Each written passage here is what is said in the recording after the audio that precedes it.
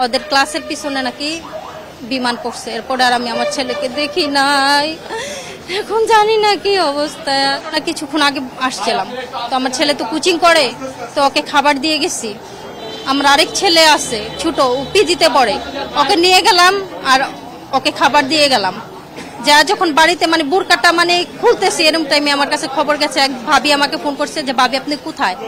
আমি বলতেছি আমি তো বাসায়। ও তাড়াতাড়ি আসেন, এই কথা বলে রাইখা দিছে। আমি ভাবছি বুঝি হয়তো মারামারি করছে নাকি, বাচ্চারা তো আবার একটুখানি লাগে, তো আমি সেটা ভাইবা তাড়াতাড়ি আসছি। এখন রাস্তায় এসে শুনি যে ওদের ক্লাসের পিছনে নাকি বিমান পড়ছে। এরপরে আর আমি আমার ছেলেকে দেখি নাই, এখন জানি না কি অবস্থা।